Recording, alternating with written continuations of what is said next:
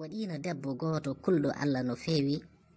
o resa e dewgal makko ken won duuɓi 5 Allah arziganani mbo ɓesgu omo ñaago Allah ihima Allah tabaraka wa taala mbo ñaagima ya rokkam ɓesgu ha watti so yimɓe ngari en muññi tamba tan o haalan ɗumen oɗo hadis en jeeya e malal ɓi adam jabde nde ko Allah hoddiran ɗum en jeeya e malkis ɓi adam saladi hoddira Allah ɗum o haalan ɗum Allah waɗi o continue omo duwo omo ñaago Allah ɓoy Allah jabanimo duwa o nde o andi nde ko cowiɗo o sujjane Allah ngam weltade on saaha goto o yehta kanke joom galle makko to médecin ngam wadde analyse médecin o ƴeewi mbi ande kam ka cowiɗo on ɓiɓɓe ma ɓen ɓima o way comme no jogui banggueji 4 takkodirɗi ni eyyi joni noon ko ni mbatta a bonnata reedu ma ndu sa bonnani sa areji bendi ene wawi ɓiɗɗo o mayora hen anne kadi maya o continue o yeehe médecin ji goɗɗi ɗi kadi analyse o ha joni ko ɗum gotum gorko o wi joni ko ni mbatta a ƴettata reedu mum bonna ɗum sabu sa bonnani ene wawi maya hen te ɓiɗɗo so ari wonta ɓiɗɗo gandanɗa hoorema timmuɗo e arata ken maayi o sali gandanɗa hoorema kanko debbo o yiminde kam kala ko Allah ñaawi e yam mboɗo jaaɓi hoddira Allah eyyi min de kam oɗo ɓiɗɗo mi bonnatama haade Allah tabaraka wa taala ɗum yiɗani kam donc min e hooram mbiɗa yiiɗi ko Allah yiɗnimi gorko o laawi wi wadde ɓeydi ko noon mbiɗa ya hoota galle moɗon Allah waɗi debbo o nimsani hen rutti galle muɗumen o siftore hadisa annabi sallllahu alayhi wa sallam to haalanno en wi Allah tabaraka wa taala ene tello e tataɓal jamma cakkitingal ha asmana garwiniɗo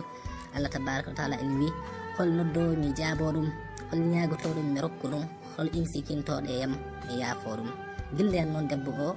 continue ene sujju ene juulo ene ñaago Allah e hima Allah tabaraka wa taala mbo ñaaguima ɓiyam oɗo mbo cawmi o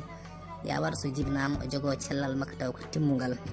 cellal ngal gandanɗa hoorema ene timmi ɗum tagui Allah tabaraka wa taala en wi e qur'ana an annabi sallllahu alih w sallam jeyaɓam ɓe so tawi ɓe namdimama ko fewteyam wi min de kam mboɗo ɓalliɓe no feewi mboɗo jaabo duwaw wonande neɗɗo nodduɗumi nden noon debbo o continue ene ñaago Allah woni ummo nder jamma omo juulo o woytaki wonande ko wasi ko ɗana jamma e ko ummoto ko jamma omo ñaago kadi reedu en ɓeeɗo mawnude e caɗele gonɗe hen foof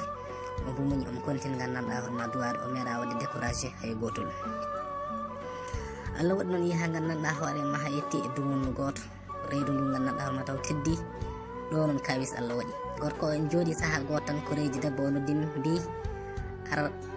ar ƴeew joom suudu ma dañi sukaɓe 4 ɗum noon hawimo no feewi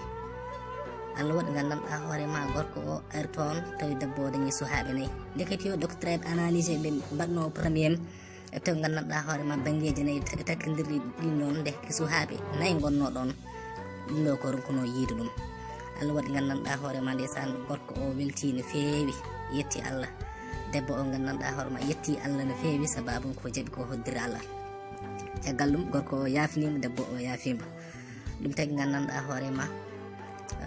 neɗɗo sahaji won caɗele ɗe dañca yo hewre kadi huccire Allah tabaraka wa taala ñagaɗa ɗum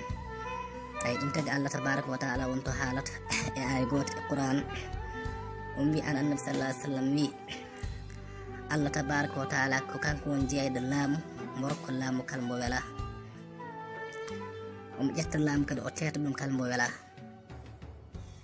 kanko Allah tabaraka wa taala kadi omo ƴetta gandanɗa hoorema huunde taw ko gandanɗa hoorema ko maynode o yaltin ɗum e ko wuuri omo ƴetta gandanɗa hoorema ko wuuri kadi o yaltin ɗum e ko maayi kanko Allah tabaraka wa taala kanko woni gandanɗa hoorema ƴettowo jamma o nanno ɗum gandanɗa hoorema e ñalawma o ƴetta ñalawma kadi gandanɗa hoorema o nanno ɗum e jamma kanko Allah tabaraka wa taala omo arziguin kala mbo wela te taw alda e hasbore taw o hiisaki ni moƴƴere makko tan o weele o waranma ɗum sadaqallahu al azim